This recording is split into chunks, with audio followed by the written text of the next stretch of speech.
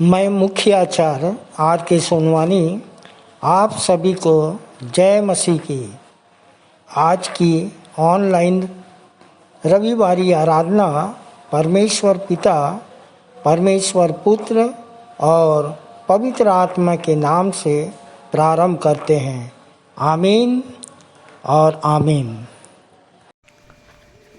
हे मेरे मन, तू यहोवा को धन्य कह। हे मेरे परमेश्वर यहोवा, तू अत्यंत महान है। तू वैभव और ऐश्वर्य का वस्त्र पहने हुए है, जो उजियाले को चादर की नाई ओढ़े रहता है और आकाश को तंबू के समान ताने रहता है, जो अपनी अटारियों की कड़ियाँ जल में धरता है और मेघों को अपना रथ बनाता है और पवन के पंखों पर चलता है, जो पवनों को अपने दूत और धधकती आग को अपने टहलुए बनाता है। तूने पृथ्वी को उसकी नींव पर स्थिर किया है, ताकि वह कभी ना डगमगाए। आइए सर्वशक्तिमान परमेश्वर की आराधना में जाएं। आइए आज हम अपनी मुख्य आराधना प्रारंभ करते हैं और इस समय हम गीत गा लेंगे। स्तुति के गीत में से गीत नंबर 20, शुद्ध हो सवेरे मेरे प्राण, सरा ईश्वर को धन्य मान।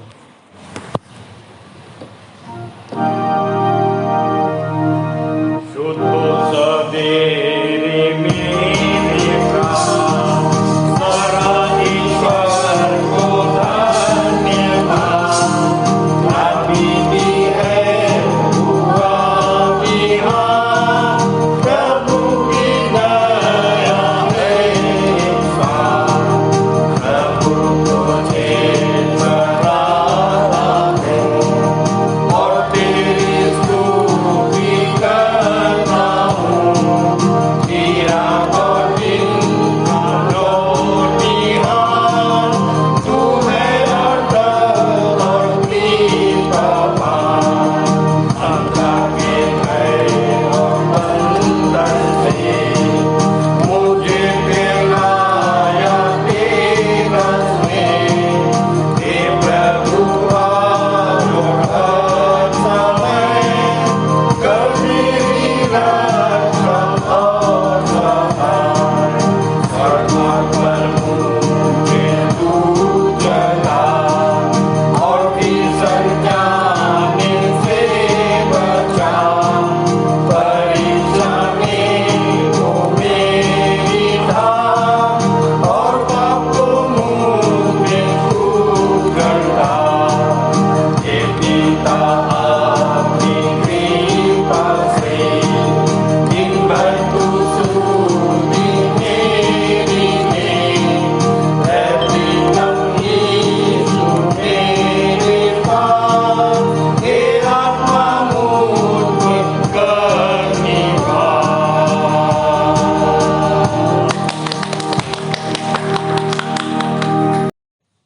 आइए हम विश्वास वचन बोलें। मैं सर्वशक्तिमान पिता पर, स्वर्ग और पृथ्वी के सृजनहार परमेश्वर पर विश्वास रखता हूँ। मैं उसके एकलौते पुत्र हमारे प्रभु यीशु मसीह पर, जो पवित्र आत्मा के सामर्थ के द्वारा कुमारी मरियम से जन्मा, जिसने पोंतियुस पिलातुस के राज्य में दुख उठाया, जो क्रूस पर टांगा गया और मारा गया, जो गाड़ा गया और अदृश्य लोक में पहुंचा और तीसरे दिन मृतकों में से फिर जी उठा, जो स्वर्ग पर चला गया और सर्वशक्तिमान पिता परमेश्वर के दाहिने हाथ विराजमान है। और जीवितों और मृतकों का न्याय करने फिर आने वाला है। विश्वास रखता हूँ मैं पवित्र आत्मा पर, पवित्र सारी कलीसिया पर, संतों की संगति पर, देह के पुनरुत्थान पर, पापों की क्षमा पर और अनंत जीवन पर विश्वास रखता हूँ। आमीन। उत्तरवादी की रीति से पढ़ने के लिए हम सब निकाल लेंगे यूहन्ना रचित सुसमाचार 5 अध्याय, जिसका 19 से 47 पद तक हम पढ़ लेंगे और पढ़ने में अगुवाई करेंगे श्री कमल सूर्यवंशी और उत्तर देंगी कुमारी नीलम कोसरिया। आप सभी को जय मसीह। मेरा नाम कमल कुमार सूर्यवंशी है और मैं नरोती कापा कलीसिया से आता हूँ। मुझे प्रभु में आए लगभग 7 से 8 वर्ष हो चुके। मेरे आने का कारण यह है कि मेरे जीवन में बहुत सारे समस्याएं था, बहुत सारे रोग बीमारी परेशानी से और बहुत तनाव में था। यहीं की प्रार्थना दुआ से मैं ठीक हुआ और आज मैं प्रभु में बना हूँ। मैं अपने अगुओं का धन्यवाद देता हूँ कि उन्होंने आज हमें उत्तरवादी की रीति से पाठ पढ़ने का अवसर दिया है, जो कि यूहन्ना 5 का 19 से 47 पद तक है।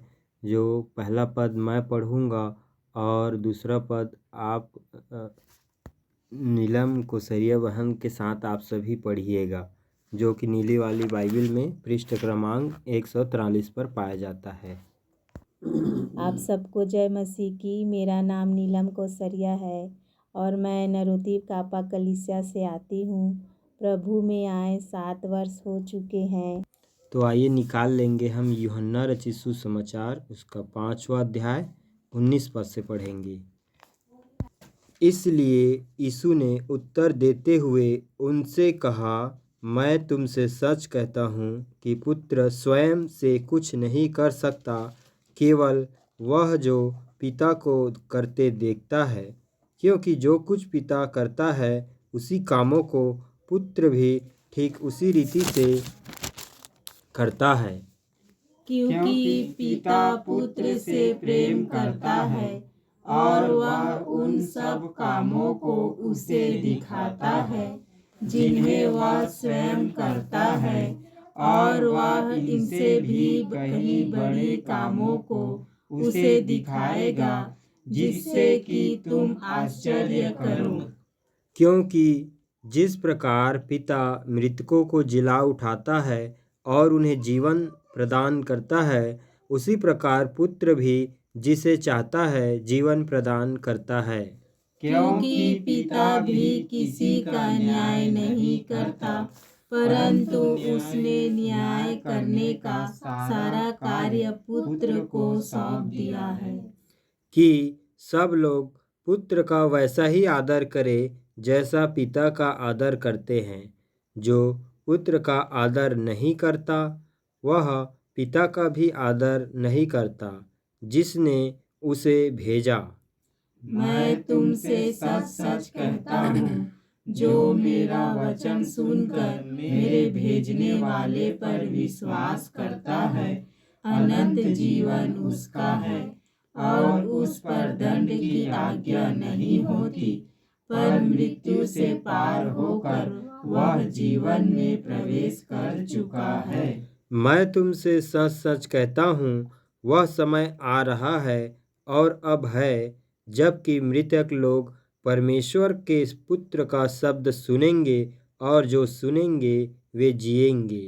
क्योंकि जिस प्रकार पिता स्वयं अपने में जीवन रखता है, उसी प्रकार उसने पुत्र को भी स्वयं में जीवन रखने का अधिकार दिया है, और उसने उसे न्याय करने का भी अधिकार दिया है, क्योंकि वह मनुष्य का पुत्र है। इस पर आश्चर्य न करो, क्योंकि समय आ रहा है जबकि वे सब जो कब्रों में हैं उसकी आवाज सुनकर निकल आएंगे। जिन्होंने सुकर्म किए हैं जीवन के पुनरुत्थान के लिए, जिन्होंने सुकर्म किए हैं, जिन्होंने कुकर्म किए हैं दंड के पुनरुत्थान के लिए। मैं स्वयं अपनी ओर से कुछ नहीं कर सकता, जैसा सुनता हूँ वैसा न्याय करता हूँ, और मेरा न्याय सच्चा है, क्योंकि मैं अपनी नहीं वरन अपने भेजने वाले की इच्छा चाहता हूँ। यदि मैं केवल अपने विषय में साक्षी दूं तो मेरा साक्षी सत्य नहीं। मेरे विषय में साक्षी देने वाला एक और है, और मैं जानता हूँ कि जो साक्षी वह मेरे विषय में देता है वह सत्य है। तुमने यूहन्ना से पूछवाया और उसने सत्य की गवाह साक्षी दी है। परंतु मैं अपने विषय में मनुष्य की साक्षी नहीं चाहता, पर ये बातें मैं इसलिए कहता हूँ कि तुम्हें उद्धार प्राप्त हो। वह तो जलता और चमकता दीपक था, और तुम्हें उसकी ज्योति में कुछ समय तक आनंद मनाना अच्छा लगा।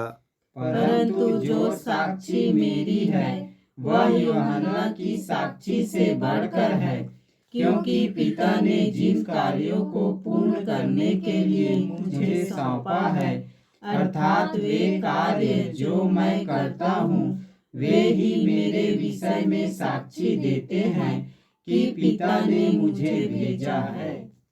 पिता जिसने मुझे भेजा उसी ने मेरे विषय में साक्षी दी है। तुमने न तो उसका शब्द कभी सुना है और न उसका रूप देखा है। और उसका वचन तुम में बना नहीं रहता, क्योंकि जिसे उसने भेजा है तुम उसका विश्वास नहीं करते। तुम पवित्र शास्त्र में ढूंढते हो, क्योंकि तुम सोचते हो कि उनमें अनंत जीवन मिलता है, और ये वे हैं जो मेरे विषय में साक्षी देते हैं। और तुम मेरे पास आना नहीं चाहते कि जीवन पाओ। मैं मनुष्यों से बड़ाई ग्रहण नहीं करता, परंतु मैं तुम्हें जानता हूँ कि तुम्हें परमेश्वर का प्रेम नहीं। मैं अपने पिता के नाम से आया हूँ और तुम मुझे ग्रहण नहीं करते। यदि कोई अन्य अपने ही नाम से आए तो तुम उसे ग्रहण करोगे। तुम कैसे विश्वास कर सकते हो जबकि तुम एक दूसरे से आदर चाहते हो, और वह आदर जो उस एक और एकमात्र परमेश्वर की ओर से है पाना नहीं चाहते। या न सोचो कि पिता के सम्मुख मैं तुम्हें दोषी ठहराऊंगा। तुम्हें दोषी ठहराने वाला तो मूसा है, जिस पर तुमने आशा रखी है। क्योंकि यदि तुम मूसा का विश्वास करते तो मेरा भी विश्वास करते, इसलिए कि उसने मेरे विषय में लिखा है। अंतिम पद हम सब एक साथ मिलकर पढ़ लेंगे। परंतु यदि तुम उसके लेखों पर विश्वास नहीं करते तो मेरे वचनों पर कैसे विश्वास करोगे। परमेश्वर पिता अपने पवित्र वचन के पढ़े और सुने जाने पर हम सबको आशीष दे। आमीन। आप सभी को जय मसीह की। मेरा नाम सहायक आचार्य डॉक्टर रुक्मणी गेंदे है। मैं सर्वप्रथम परमेश्वर पिता का धन्यवाद करती हूँ। मैं धन्यवाद करती हूँ अपने अगुओं का कि उन्होंने पास्टोरल प्रार्थना करने के लिए मुझे अवसर दिया। आइए प्रियो, हम प्रार्थना में जाएं, हाथों को जोड़ें, सिरों को झुकाएं, अपना ध्यान परमेश्वर पिता की ओर लगाएं।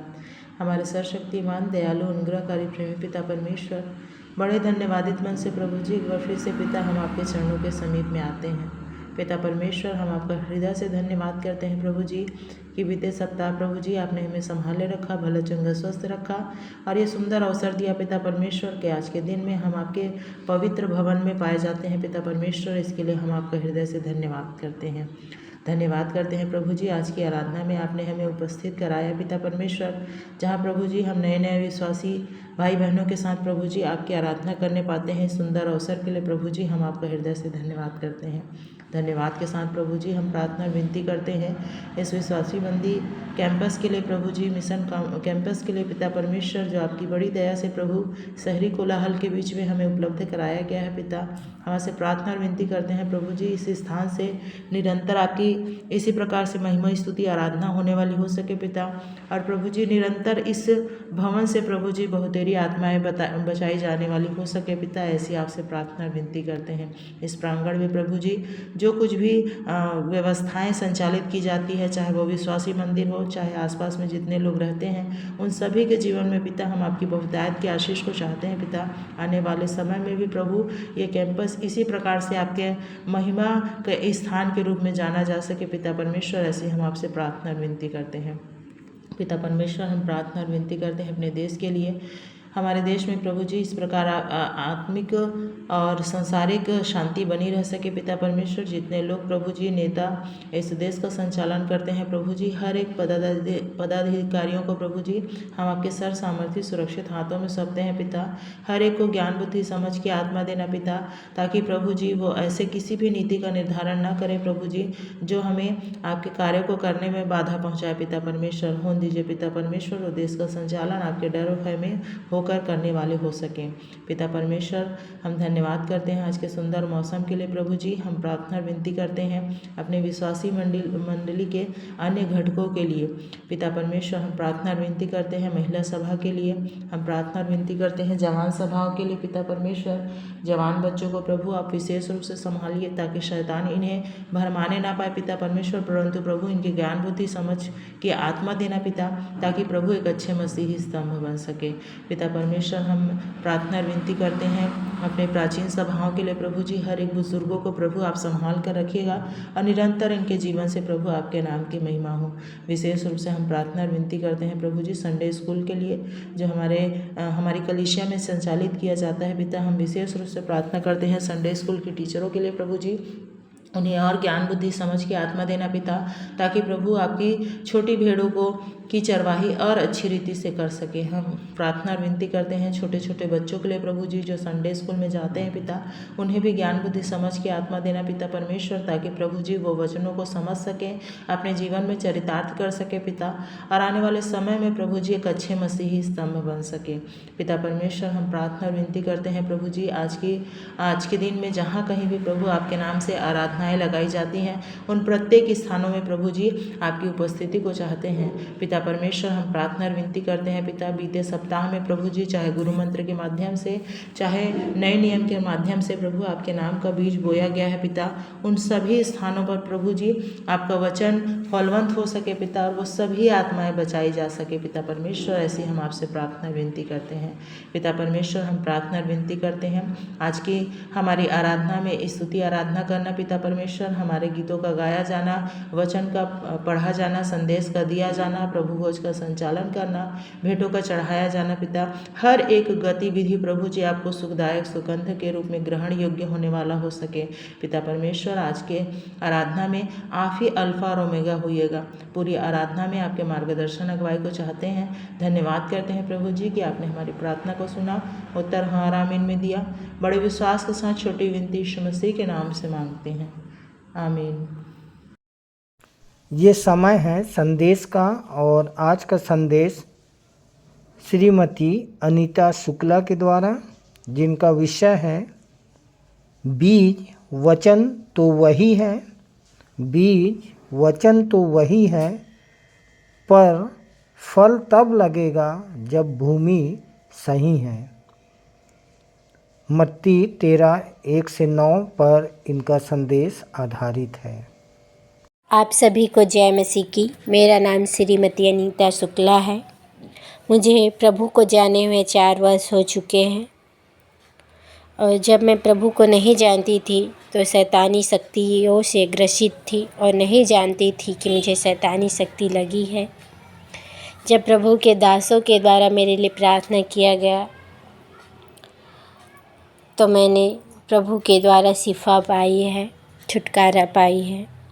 मैं परमेश्वर पिता का बहुत बहुत धन्यवाद देती हूँ कि प्रभु अपने राज्य में मुझे शामिल किए। मैं प्रभु को नहीं जानती थी, लेकिन प्रभु यीशु मसीह मुझे जानते थे, उन्होंने कहा, मैं तुम्हें नाम लेके बुलाता हूँ। प्रभु ने सच में मुझे नाम लेके पुकारा है। मैं धन्यवाद देती हूँ परमेश्वर पिता का, अपने उद्धारकर्ता प्रभु यीशु मसीह का।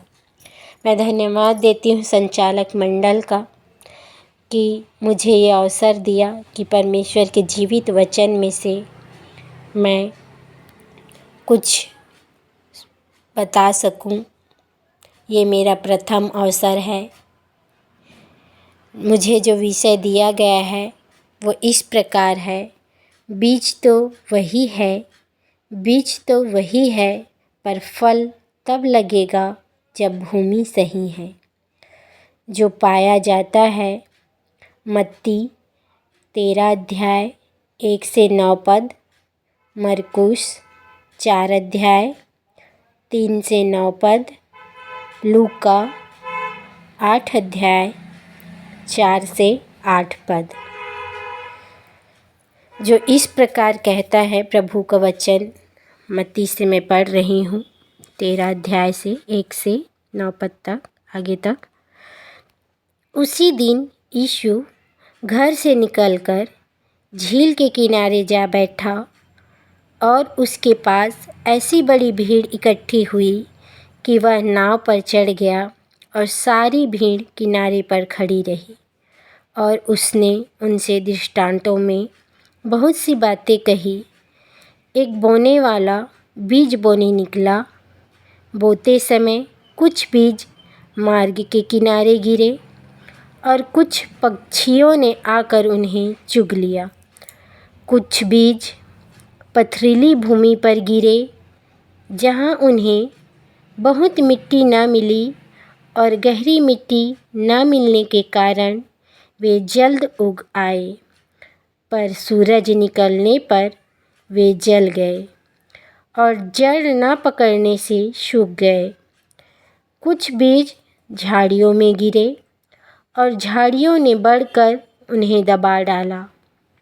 पर कुछ बीज अच्छी भूमि पर गिरे और फल लाए, कोई 100 गुना, कोई 60 गुना और कोई 30 गुना।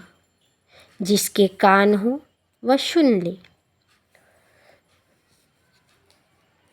वचन में बीज और भूमि के बारे में बताया गया है। बीज परमेश्वर का वचन है। बोने वाला प्रचारक, उपदेशक, शिक्षक और भूमि हमारा हृदय है। 4 प्रकार की भूमि के बारे में इसमें बताया गया है। पहली प्रकार की भूमि जो मार्ग के किनारे है और पक्षियों ने जो मार्ग के किनारे बोया गया बीज है, वो शैतान रूपी पक्षी आके चुग लिया।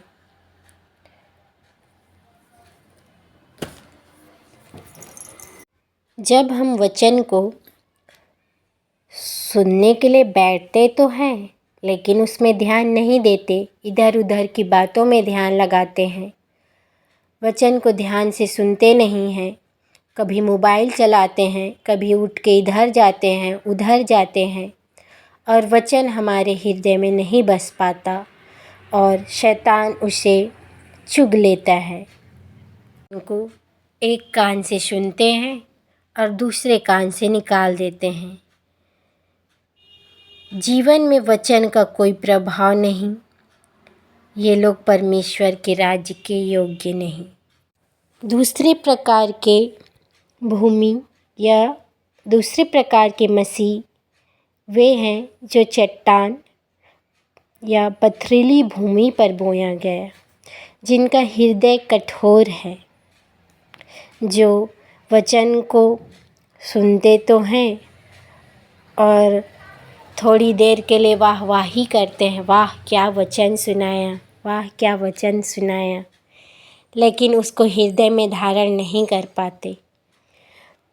और जब वचन के कारण उनको थोड़ा सा भी दुख उठाना पड़ता है या कोई बोल देते हैं तुम तो ईसाई हो गए हो, तुम ये पूजा पाठ नहीं करते हो, तुम प्रसाद नहीं खाते हो, या और कोई भी बात तो तुरंत ठोकर खा के अपना विश्वास छोड़ देता है और वचन उनके जीवन में कोई कार्य नहीं कर पाता।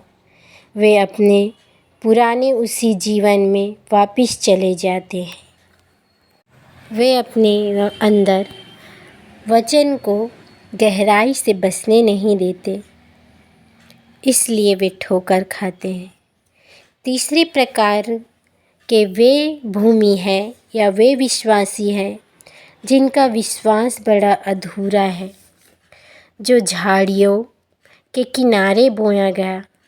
झाड़ियों मतलब संसार की बातों में, जो अच्छे विश्वासी तो कहलाते हैं, जो नियम व्यवस्था सबको पूरा करते हैं, जो हर संडे आते हैं, सब काम भी करते हैं, लेकिन वचन उनके जीवन में नहीं रहता।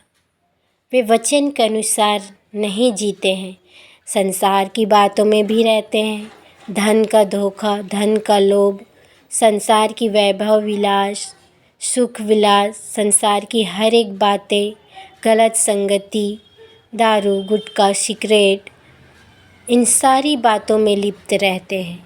और दूसरे ओर चर्च भी आते रहते हैं, एक पाँव संसार में और दूसरा पाँव मसीह की ओर।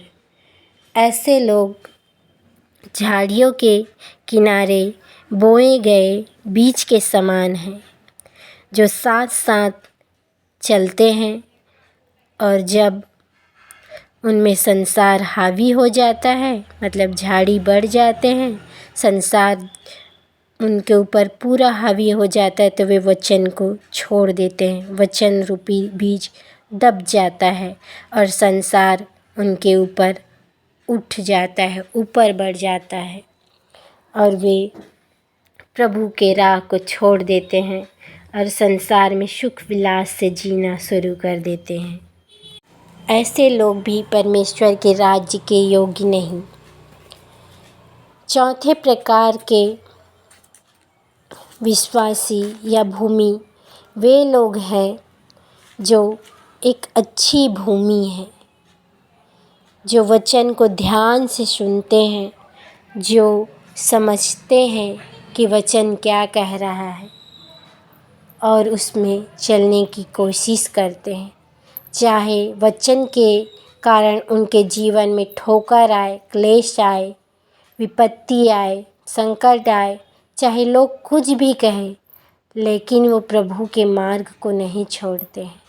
वे अच्छी भूमि है, जो वचन को अपने अंदर धारण करते हैं अच्छे हृदय से, और उनमें आत्मा का फल लगता है, जो फलवंत होते हैं, जो गलातियों 5:22 के अनुसार 9 प्रकार के फल से लदे रहते हैं और देखने में सुंदर, सुहावने, मन भावने और लोगों के लिए आदर्श बने रहते हैं और किसी के लिए भी ठोकर का कारण नहीं बनते।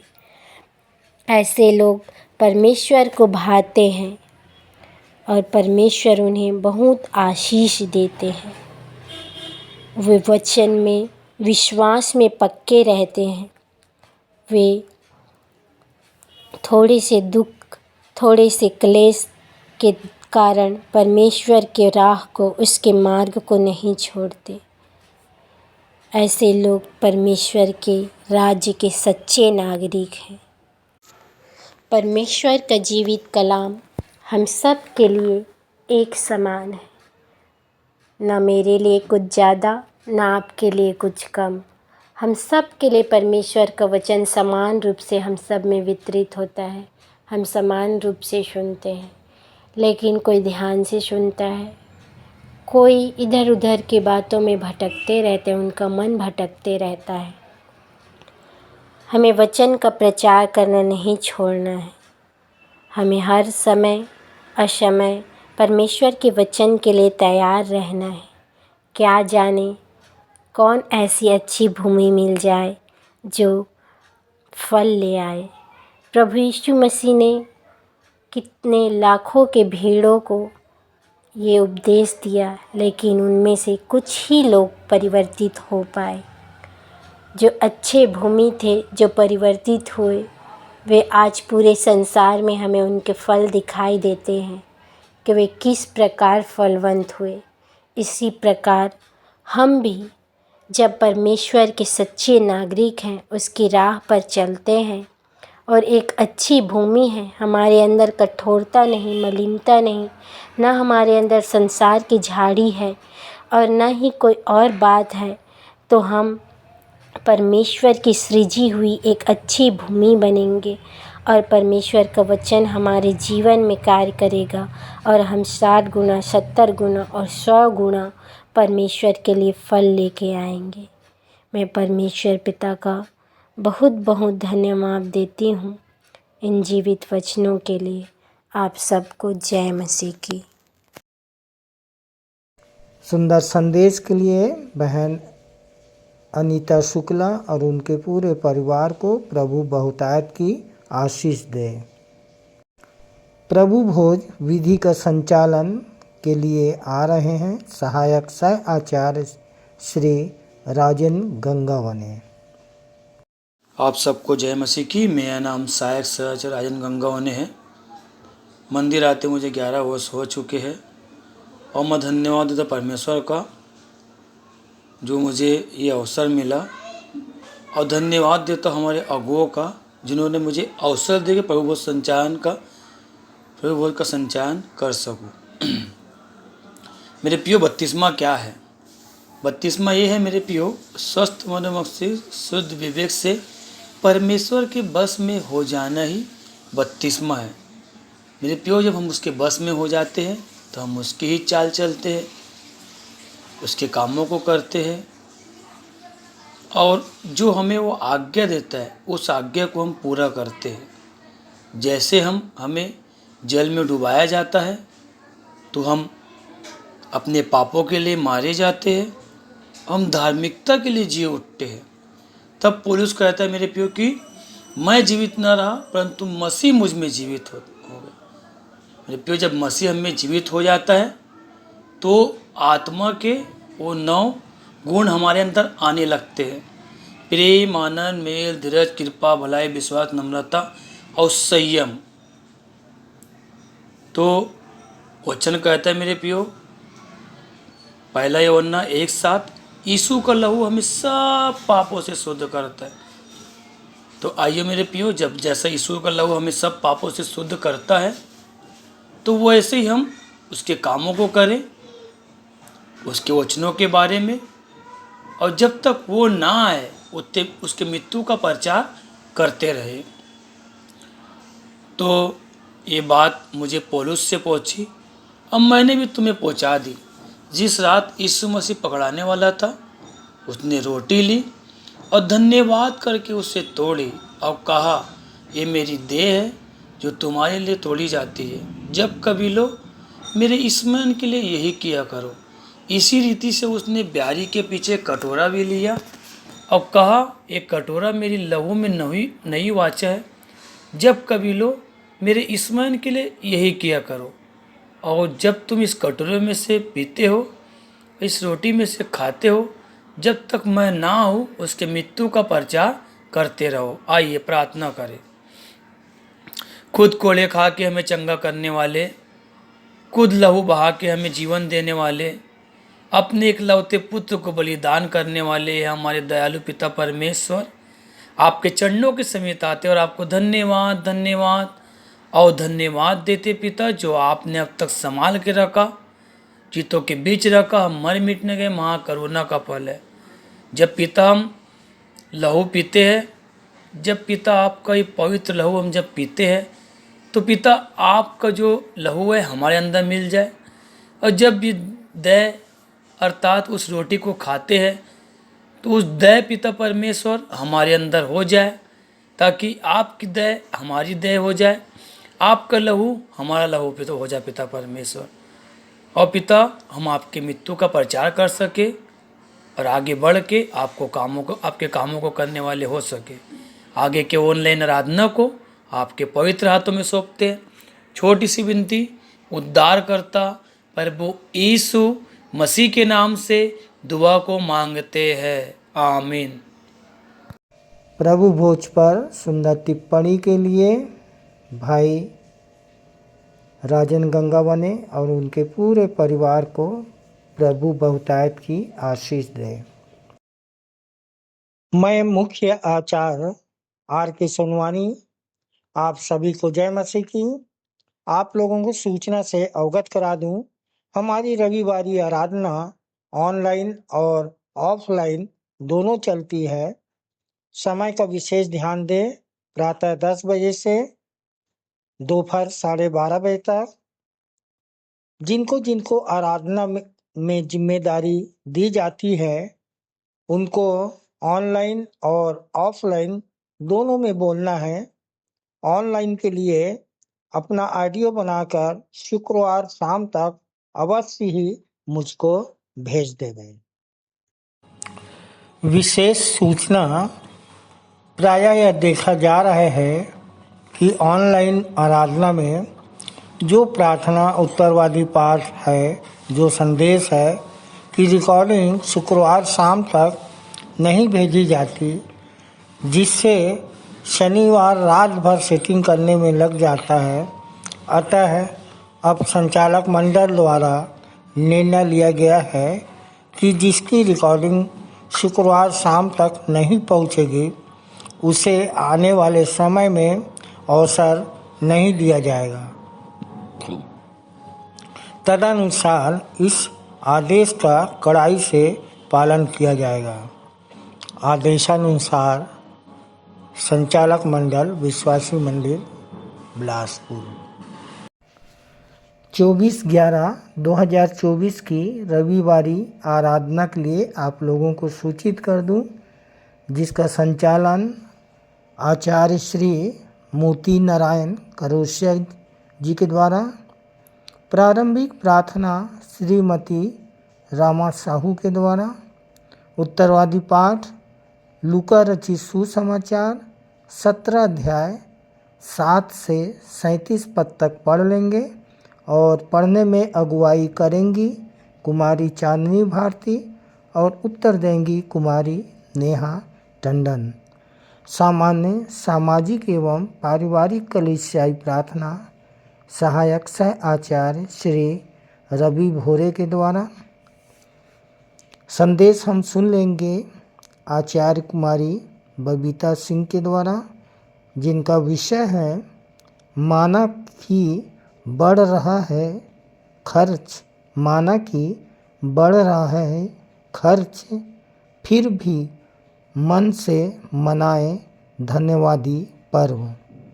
आप अपने संदेश के लिए भजन संहिता 50:23 और पहला थिस्सलुनीकियों 5:18 ले सकती हैं। प्रभु भोज विधि का संचालन सह संचालिका डॉक्टर अल्पना राम जी के द्वारा। भेंट की प्रार्थना सहायक सह आचार्य श्री रघुवीर केवर्स के द्वारा। सूचना हम मुख्य आचार्य R.K. सोनवानी के द्वारा सुन लेंगे और मुख्य संदेश संचालक जी के द्वारा उत्तरवादी पाठ पर सुन लेंगे। अंतिम प्रार्थना आचार्य श्री SD यादव जी के द्वारा और सह संचालिका डॉक्टर अल्पना राम जी की आशीष से सभा का समापन करेंगे। धन्यवाद।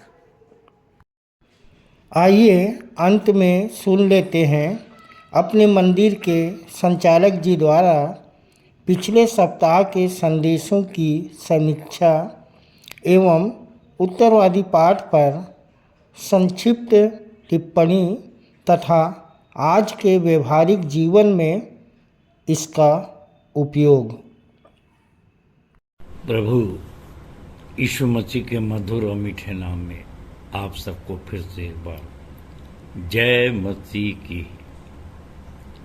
परमेश्वर का धन्यवाद हो कि उसकी दया और उसके अनुग्रह से फिर से एक अवसर हमको प्राप्त हुआ है कि उसके वचन में से कुछ सीख सकें।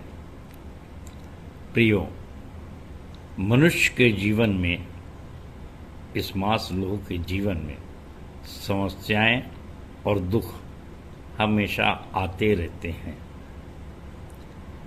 किसी विद्वान ने कहा है कि यदि हम सुख की नदी में तैरना चाहते हैं तो स्मरण रखिए वो दुखों के पहाड़ ही से निकलती है।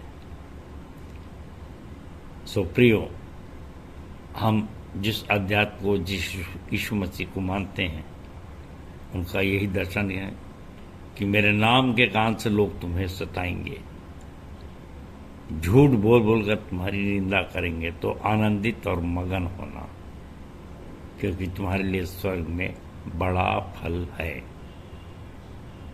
और अक्सर मैं सोचता था कि ये स्वर्ग में जब मरेंगे तो उसके बाद जाएंगे तो हमको बड़ा फल मिलेगा, परंतु यीशु मसीह ने इसका भी समाधान कर दिया और वचन में कहा कि स्वर्ग का राज तुम्हारे बीच है। सो प्रियो, इन्हीं विचारधाराओं से प्रभावित होकर पिछली बार हमारे सामने एक संदेश रखा गया, जो कि श्रीमती पुष्पा सूर्यवंशी, जो परसदा कॉलोनी से आती हैं, कि कलीसिया से आती हैं, उन्होंने एक बहुत ही सुंदर संदेश दिया और उनका विषय था, चाहे समस्याओं की कितनी भी हो लंबी लिस्ट, चाहे समस्याओं की कितनी भी लंबी हो लिस्ट, विश्वासियों के लिए चैन, शांति, आनंद है प्रभु का गिफ्ट। दूसरा कुरिन्थियों 4 का 8 से 11 पर ये आधारित है, और जहाँ पर इस प्रकार से लिखा है, हम चारों ओर से क्लेश तो भोगते हैं पर संकट में नहीं पड़ते, निरुपाय तो हैं पर निराश नहीं होते, सताए तो जाते हैं पर त्यागे नहीं जाते, गिराए तो जाते हैं पर नाश नहीं होते। हम यीशु की मृत्यु को अपनी देह में हर समय लिए फिरते हैं कि यीशु का जीवन भी हमारी देह में प्रकट हो, क्योंकि हम जीते जी सर्वदा यीशु के कारण मृत्यु के हाथ में सौंपे जाते हैं कि यीशु का जीवन भी हमारे मरणहार शरीर में प्रकट हो। तो प्रभु में आए बहन को 7 वर्ष हो चुके हैं और बताई उन्होंने कैसी कैसी समस्याएं थी। पहला कि माँ को शैतानी शक्ति पकड़ी थी, परंतु भाई नरोती कापा के भाई कमल सूर्यवंशी ने से उनकी मुलाकात हुई और उन्होंने विश्वासी मंदिर का पता बताया और जहां दुआ प्रार्थना के द्वारा उनको छुटकारा मिला। इसके बाद बहुत से कर्ज में डूबे हुए थे परिवार के लोग और दुआ प्रार्थना के द्वारा ही उस कर्ज से भी इनको मुक्ति मिली। ईश्वर ने अद्भुत युक्ति किया, रास्ता निकाला। फिर इस बहन की 25 वर्ष की सारी ओरिजिनल मार्कशीट खो गई थी, बस में छूट गई थी और बहुत ही व्याकुल थी बहन, पर परमेश्वर का धन्यवाद हो कि दुआ प्रार्थना के द्वारा वो भी प्राप्त हो गई।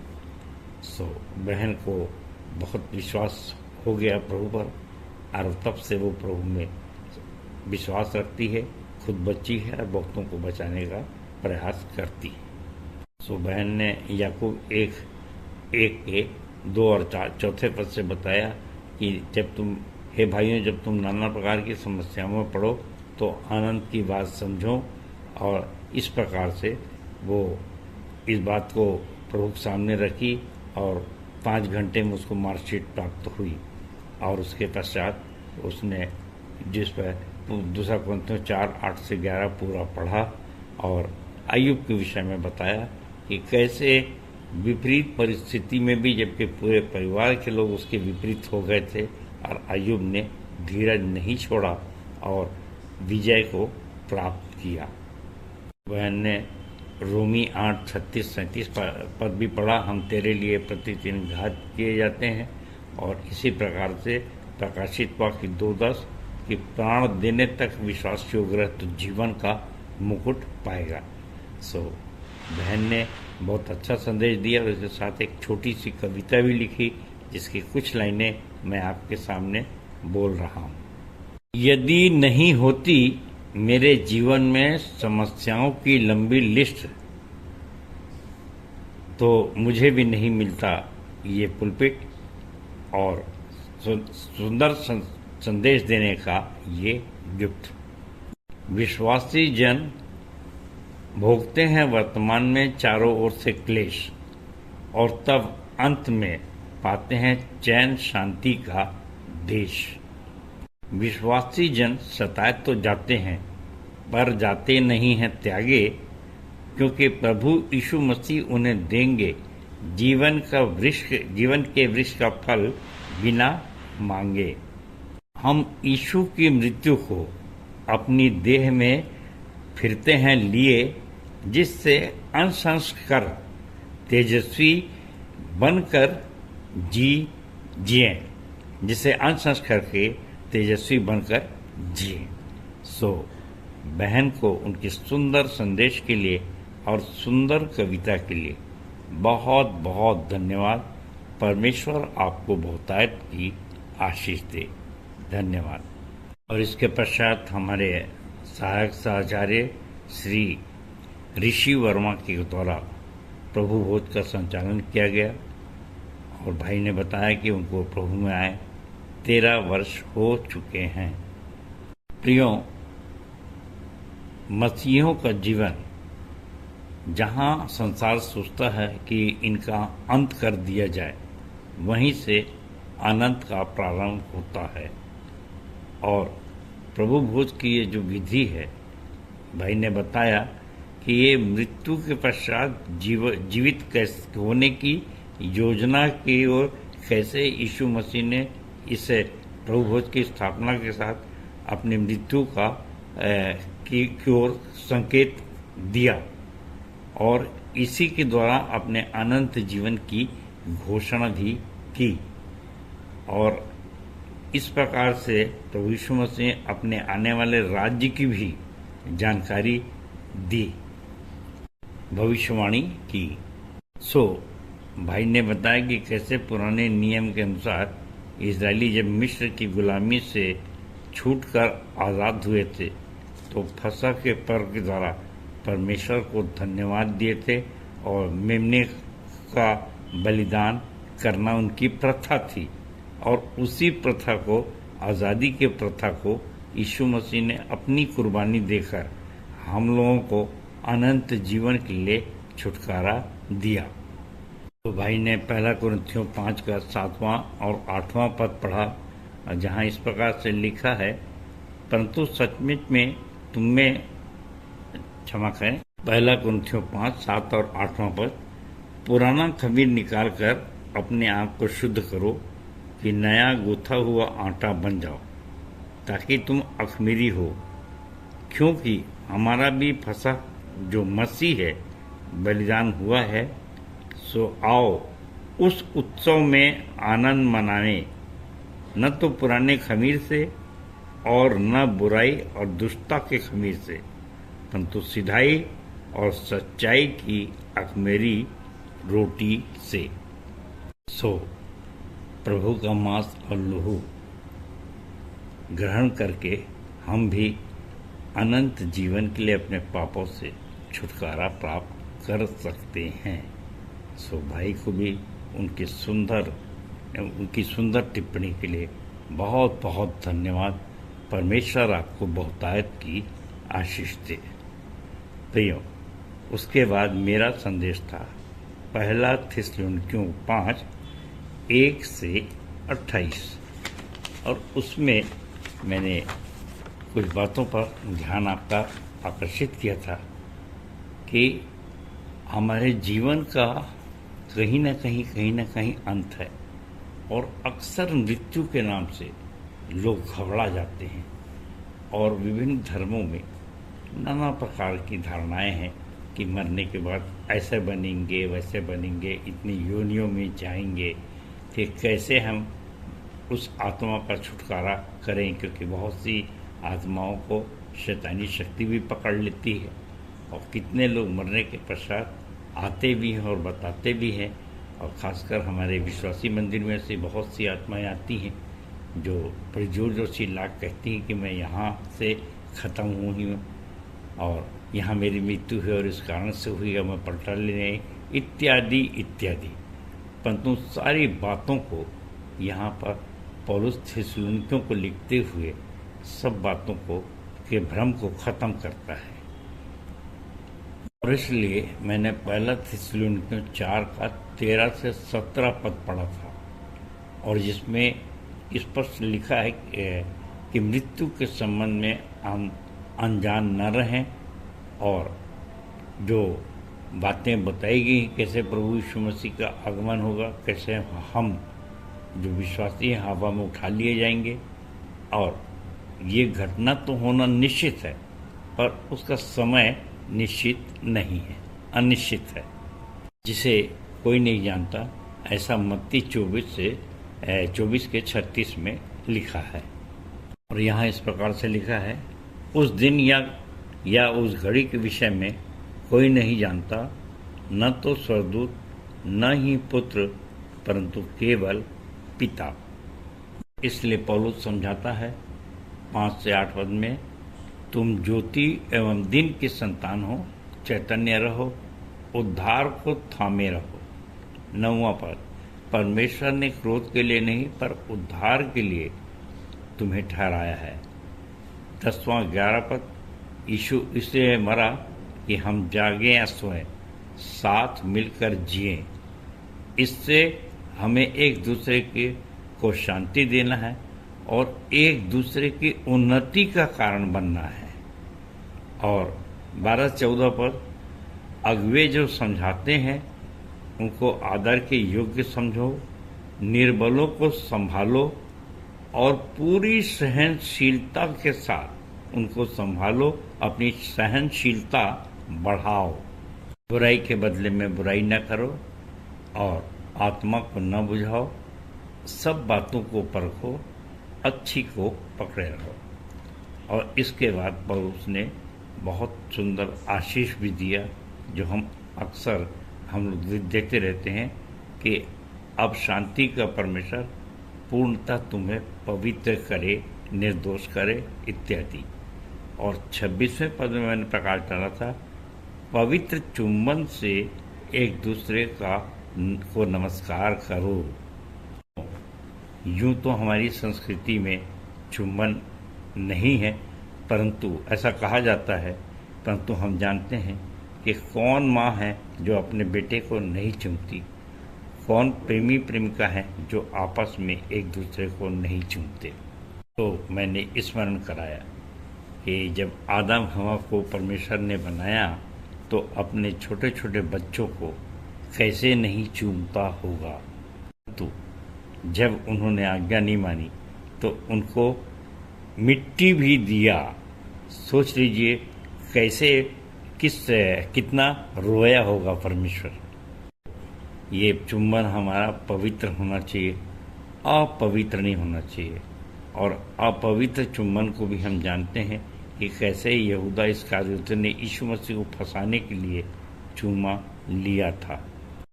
और ऐसा ही अपवित्र प्यार समसून को डिलीला ने किया था। तो प्रियो, हम भी मसीहा से प्यार करते हैं, मसीहा को पवित्र चुंबन से उसका सत्कार करें, और ये चुंबन अपवित्र नहीं होना चाहिए, यहूदा की तरह और डिलीला की तरह नहीं होना चाहिए। सो परमेश्वर इस वचन के कहे जाने पर आशीष दे।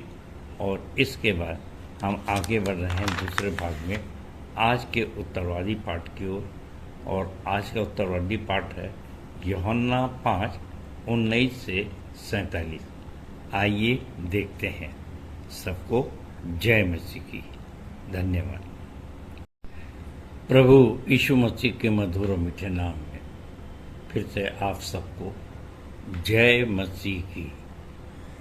प्रियो, हम जानते हैं कि जब भी हम यीशु मसीह का काम ईमानदारी के साथ करने के लिए आगे बढ़ते हैं, अर्थात उस मुख्य आज्ञा को पूरी करना।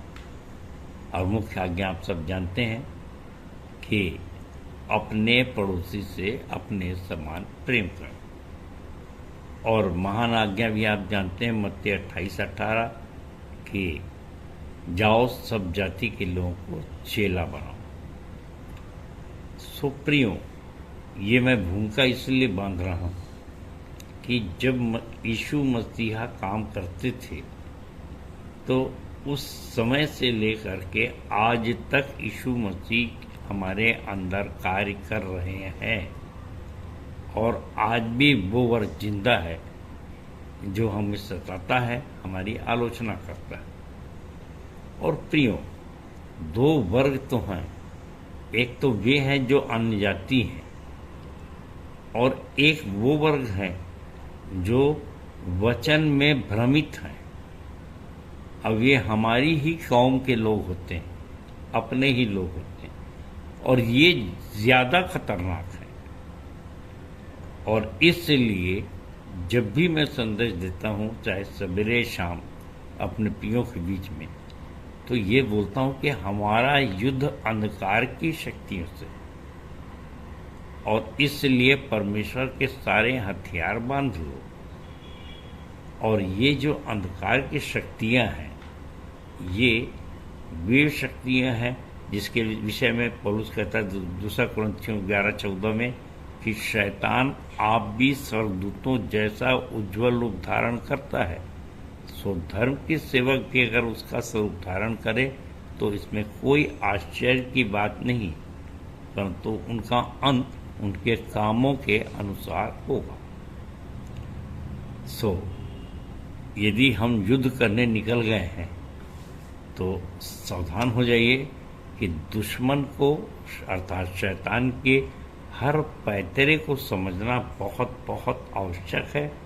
और जितने सारांश में मैं कह सकता हूँ, मैंने कहा कि हो सकता है कि आप विभिन्न विचारधाराओं से आए हों, 36 करोड़ हों, चाहे जितने भी, परंतु यहाँ बाइबिल के अंतर्गत 72 करोड़ विचारधाराएं हैं और इसमें अच्छे अच्छे भाई भ्रमित होते रहते हैं।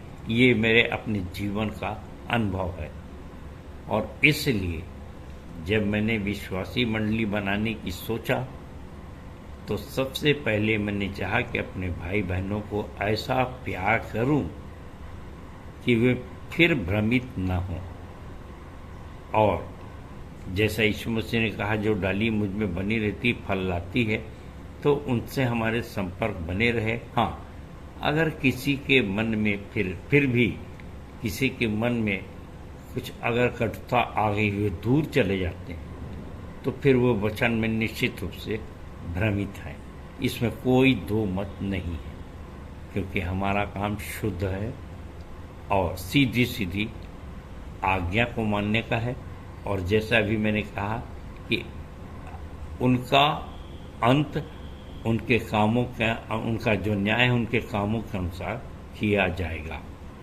तो प्रियो, दृढ़ और अटल रहिए और 100% निश्चित रहिए, दूषित मत हुई कि हमारी मंडली शुद्ध कार्य कर रही है और जिन कामों को हम प्रत्यक्ष रूप से सबको दिखा सकते हैं। और इसी विचारधारा को ध्यान में रख करके आज के उत्तरवादी पाठ पर ध्यान लगाइए। यूहन्ना 5:19-47। और इसमें आप जो विश्वास करते हैं, आप जो कार्य करते हैं, उसके अनुसार आपको पुत्र के अधिकार को समझना है। और जैसे कि आपने हमेशा जाना है कि हमको पुत्र बनने के लिए बहुत से कोटेशन बाइबिल में है, जिसमें अच्छा कोटेशन मुझे लगता है यूहन्ना 1:12-13-14 पढ़ें कि जितनों ने उससे ग्रहण किया उसने उन्हें पुत्र होने का अधिकार दिया। और ये है कि आप कैसा ग्रहण करते हैं, कैसा ग्रहण नहीं करते हैं, पर अधिकार तो है। तो इस बात का को ध्यान रखें और हम आगे बढ़ते हैं। इसके पहले कि हम 19वें पद पे जाएं, मैं आपके सामने बताना चाहता हूं कि यूहन्ना 5 का 1 से 18 में क्या घटना हुई। और यहाँ पर यही हुआ, 38 वर्ष से एक बीमार व्यक्ति था जो बेतसदा कुंड में से चंगाई चाहता था। और वहाँ स्वर्गदूत जब पानी को हिलाता था तो बहुत से लोग तो उस कुंड में पहुँच जाते थे, परंतु ये बेचारा नहीं जा पाता था। और यीशु मसीह जब आए तो उनने उससे पूछा कि क्या तू चंगा होना चाहता है? और उसने कहा हाँ, और कारण भी बताया। और यीशु मसीह ने बिना उस बेतसदा कुंड में उसे उतारे स्वयं कहा कि तू उठ और चल फिर, और वहीं पर उसकी चंगाई दे दी। अब ये है पुत्र का अधिकार, और यही अधिकार प्रियों आज वो हमको दिया है। और यहाँ पर यीशु मसीह 19-21 पद में यही बात बता रहे हैं कि जब वो सब्त का दिन था और यीशु मसीह ने चंगाई दिया था, और इस कारण से बहुत से यहूदी उसी के कौम के लोग बाइबिल उसको पढ़ाने लगे, तुम गलत काम करते हो, ऐसा नहीं करना चाहिए। और यीशु मसीह ने कहा मैं कुछ नहीं करता, मेरा पिता मुझ में है, वही सब कुछ करता है। सो प्रियो, आज हमारे पास बहुत सुंदर उत्तर है कि हम कुछ नहीं करते। इतनी बड़ी कलीसिया खड़ी हो गई, इतने नए विश्वासी आ गए, हम कुछ नहीं करते। हमारा परमेश्वर पिता हमारे अंदर है, उसके 3 प्रकार हैं, पिता, पुत्र और पवित्र आत्मा। और यीशु मसीह के द्वारा हमको पवित्र आत्मा प्राप्त हुई है, और इसका ये परिणाम है। और इसके बाद कोई माने या ना माने, आपको किसी के पीछे समझाने की आवश्यकता नहीं है। क्योंकि जो चंगाई पाता है वो सीधा सीधा एक उत्तर अच्छे से देता है कि मैं नहीं जानता कि वो कैसे चंगाई दे रहे हैं, दुष्टात्मक शक्ति से या पवित्रात्मक शक्ति से। परंतु जैसे अंधे ने जवाब दिया, कल तक मैं अंधा था परंतु आज देखता हूँ। और इससे बड़ा कोई प्रमाण हम दे भी नहीं सकते। इसीलिए यीशु मसीह ने यूहन्ना 5 में 19 से 47 पद में यही सब बातें लिखी हैं, जिसमें मैं आपके सामने 19 से 20 पद पर 2 पद पढ़ रहा हूँ। इस पर यीशु ने उनसे कहा, मैं तुमसे सच सच कहता हूँ, पुत्र आपसे कुछ नहीं कर सकता, केवल वह जो पिता को करते देखता है। क्योंकि जिन जिन कामों को वह करता है उन्हें पुत्र भी उसी रीति से करता है, क्योंकि पिता पुत्र से प्रीति रखता है। और जो जो काम वह आप करता है वह सब उसे दिखाता है, और वह इनसे भी बड़े बड़े काम उसे दिखाएगा, ताकि तुम अचंभा करो। तो प्रियो, यहूदियों को जो समस्या थी, मैंने 4:18 के पद को पढ़ा कि वो यीशु मसीह को मार डालना चाहते थे, क्योंकि वो सबके दिन की विधि को तोड़ता था और परमेश्वर को अपना पिता कहकर अपने आप को परमेश्वर के तुल्य ठहराता था। ये दोष यीशु मसीह पर यहूदी लगाते थे। तो कितने आनंद की बात है प्रियो, जब इस पाठ को मैं पढ़ रहा था तो जो जो अधिकार यीशु मसीह को मिले पिता से, वो सब हमको दे दिए हैं, और आज मैं उसका उपयोग करता हूँ, इसलिए मैं बहुत आनंदित होता हूँ। और 22वां पद में ये देखिए, और पिता किसी का न्याय भी नहीं करता, परंतु न्याय करने का सब काम पुत्र को सौंप दिया है। तो क्या आपको याद आता है कि यीशु मसीह ने हमको अधिकार दिया, कहा है जिसके पाप तुम रखे जाएंगे, और जिसके पाप तुम क्षमा करो वे क्षमा किए जाएंगे।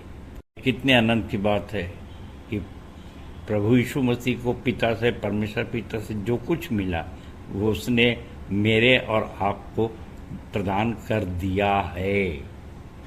लिए 24वें पद में यीशु मसीह ने बहुत सुंदर कहा, मैं तुमसे सच सच कहता हूँ, जो मेरा वचन सुनकर मेरे भेजने वाले की प्रतीति करता है, अनंत जीवन उसका है और उस पर दंड की आज्ञा नहीं होती, परंतु वह मृत्यु से पार होकर जीवन में प्रवेश कर चुका है। प्रियो, मैं अपनों से कहता हूँ कि मैं सोचता था कि जहाँ अंत है अटैक आने के समय तो सिर्फ अंत है, परंतु मैंने देखा है, महसूस किया है, गवाही लिखा है कि जहाँ अंत होना चाहिए वहाँ पे वहीं से अनंत जीवन प्रारंभ हो गया।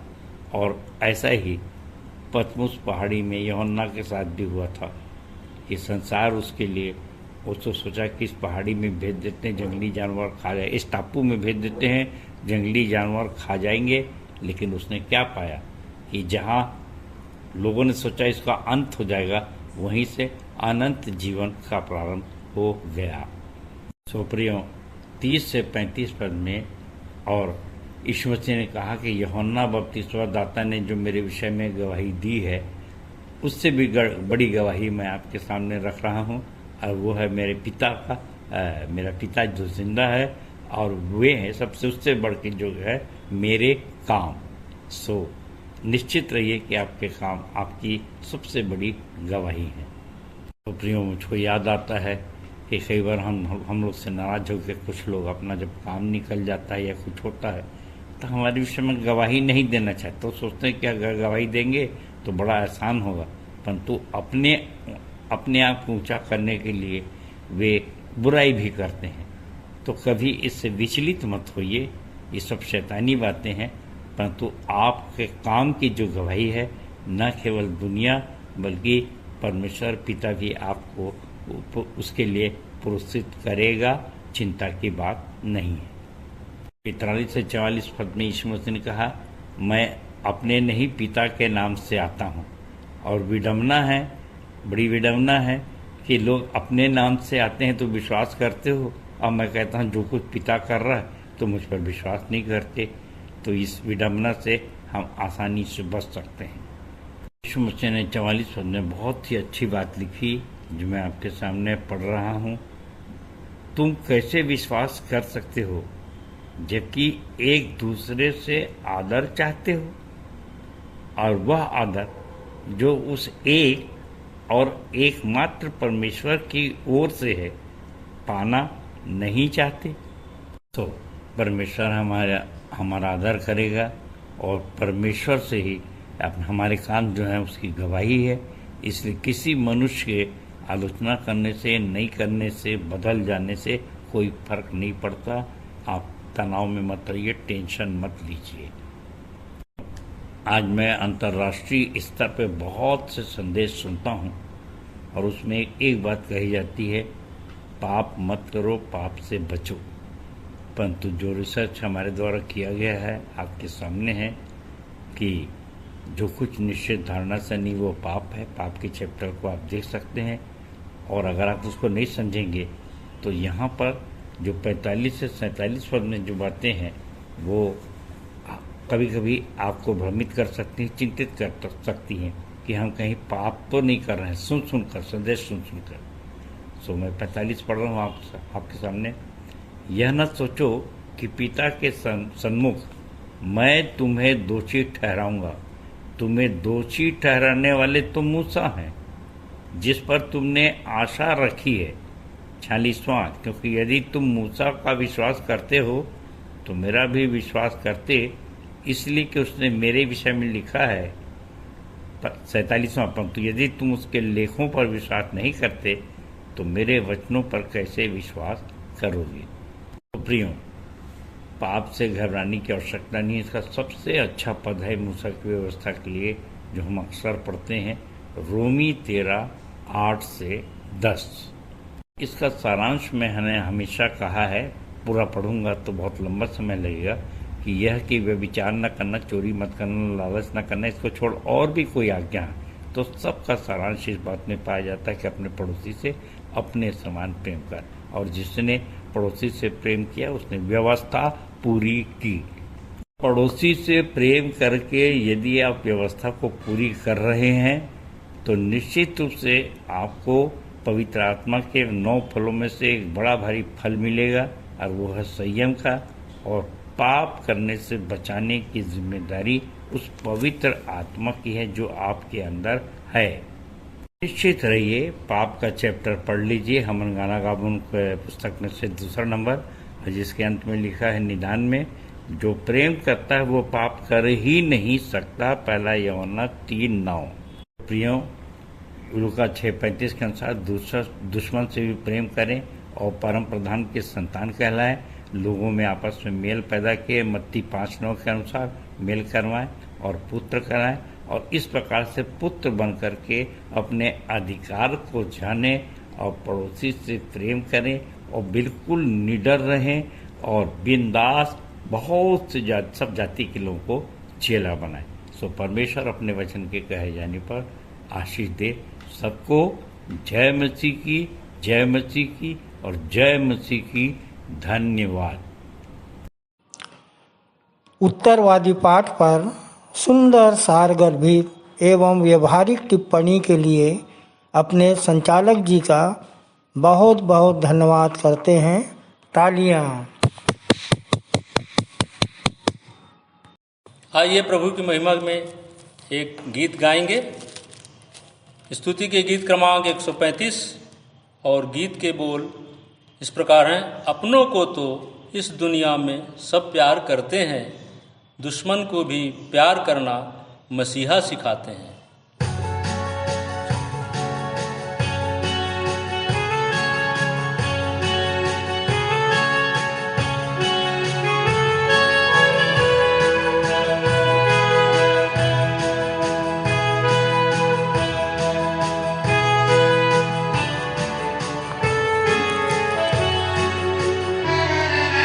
अपनों को तो इस दुनिया में सब प्यार करते हैं,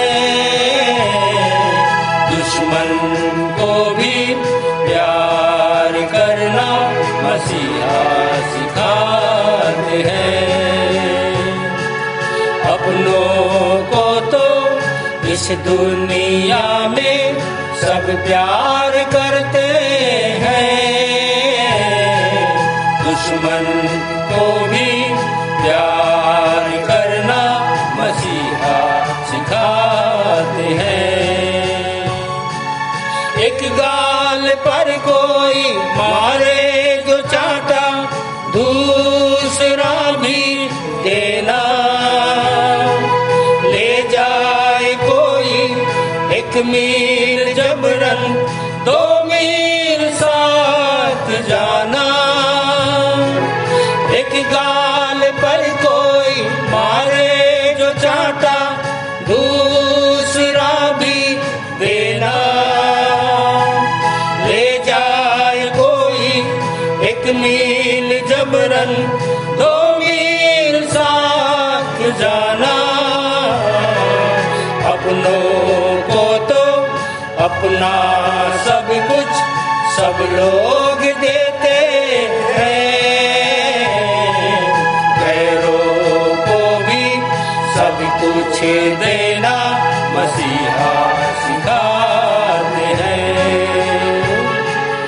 अपनों को तो इस दुनिया में सब प्यार करते हैं,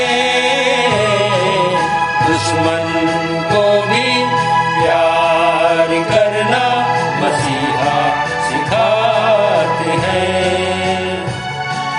जो दे तुझको काटे उसका दामन फूल से भर दो। प्रभु ने तुमको माफ किया है, तुम भी माफ कर दो। जो दे तुझको काटे उसका दामन फूल से भर दो। प्रभु ने तुमको माफ किया है, तुम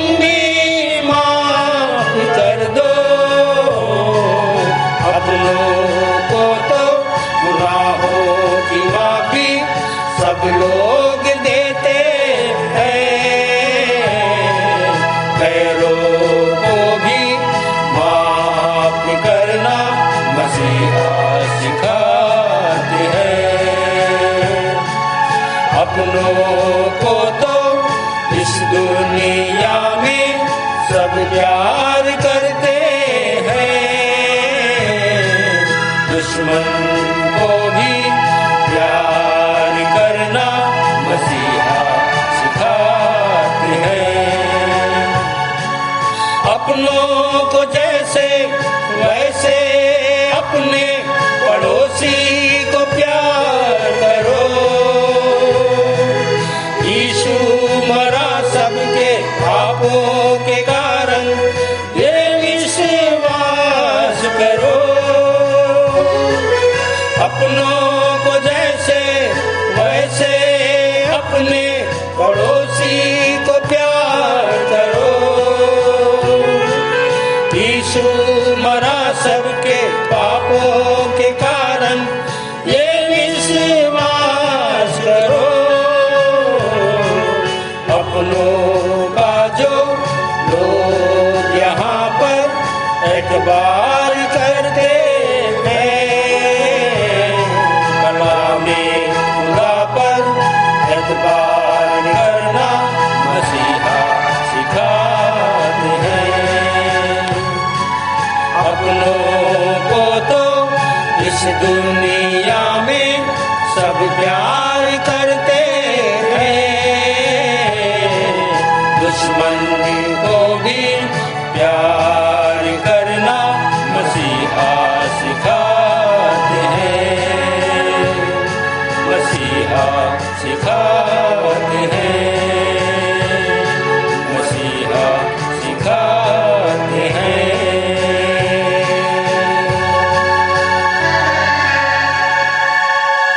आप सबों को जय मसीह की। मेरा नाम अजीत कस्तूरिया है और प्रभु में आए 10 वर्ष हो गए हैं।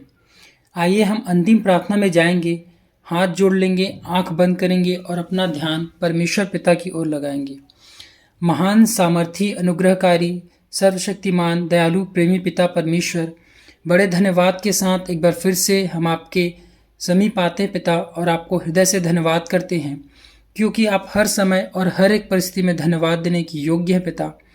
हम धन्यवाद करते हैं पिता परमेश्वर आज के सुंदर दिन के लिए पिता। आज के इस आराधना में पिता आप हमारे अल्फा और ओमेगा रहे पिता। हमारे गीतों के गाए जाने, वचन के पढ़े जाने में तूने सहायता, मदद, अगुवाई किया पिता।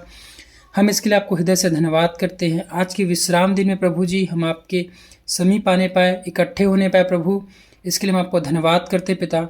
धन्यवाद करते पिता कि तू हमारे बीच में उपस्थित रहा परमेश्वर पिता।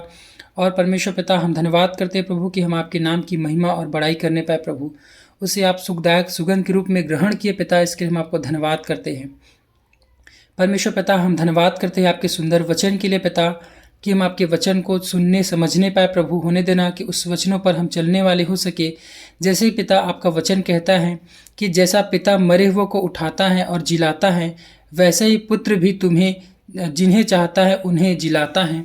हम धन्यवाद करते हैं पिता परमेश्वर प्रभु जी कि कल तक हम भी मरे हुए थे पिता, और आपने हमें जीवित किया पिता। इसके लिए हम आपको धन्यवाद करते हैं पिता। होने देना पिता परमेश्वर कि हम अपने जीवन से उन कामों को करने वाले हो सके पिता जिसे आपने हमें सौंपा है। जैसे आपका वचन कहता है कि पिता किसी का न्याय नहीं करता, परंतु न्याय करने का सब काम पुत्र को सौंप दिया है। सो होने देना पिता कि हम ऐसे काम करें प्रभु जी कि हम स्वर्ग को जाने वाले हो सके पिता परमेश्वर, और आपके स्वर्ग राज्य के भागी होने वाले हो सके पिता। ऐसे हम आपसे प्रार्थना करते पिता। हम धन्यवाद करते प्रभु आपके ऐसे वचनों के लिए जो कहता है, जो मेरा वचन सुनकर मेरे भेजने वाले पर विश्वास करता है, अनंत जीवन उसका है और उस पर कोई भी दंड की आज्ञा नहीं होती, परंतु वह मृत्यु से पार होकर जीवन में प्रवेश कर चुका है। हम धन्यवाद करते पिता कि तूने हमें मृत्यु से पार जीवन में प्रवेश दिया है प्रभु जी। सो होने देना पिता परमेश्वर प्रभु जी कि हम आत्मा को बचाने वाले का काम करने वाले हो सके प्रभु जी, और बहुतों के उद्धार का कारण हो सके।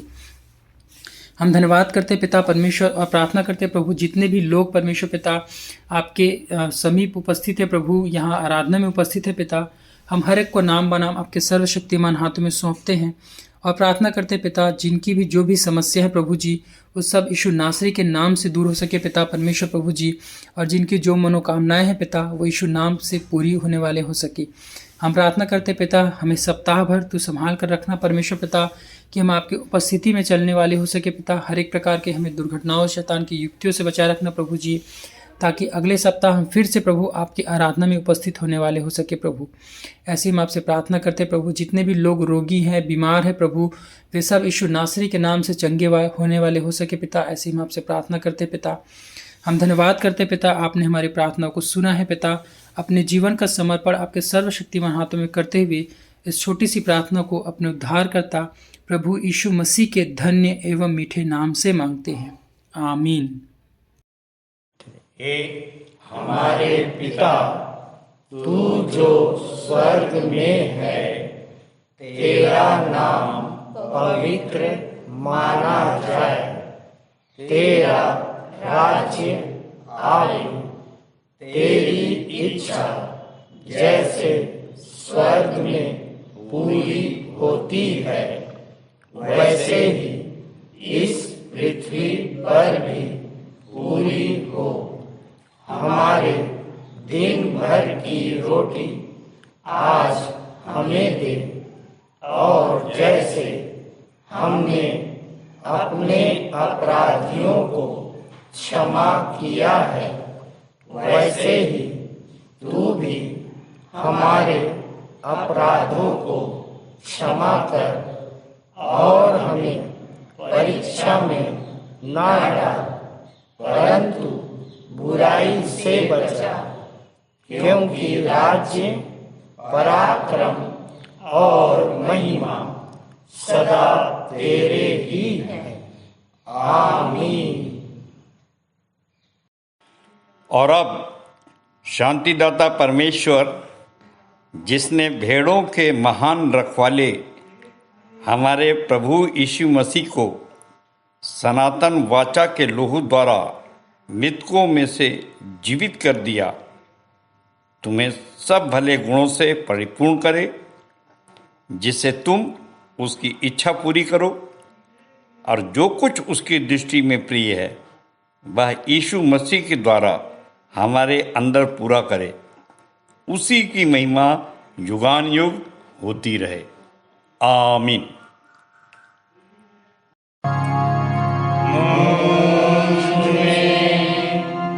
यीशु की शोभा दिखाई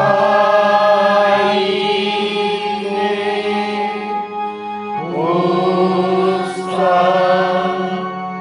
अद्भुत प्यारा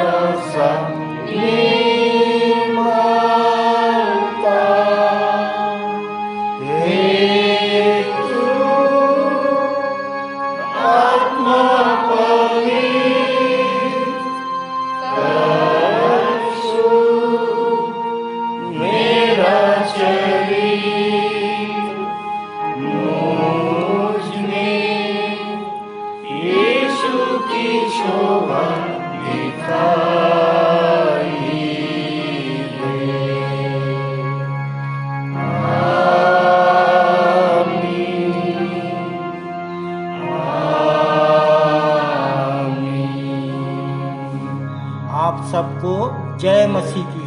जय मसीह की।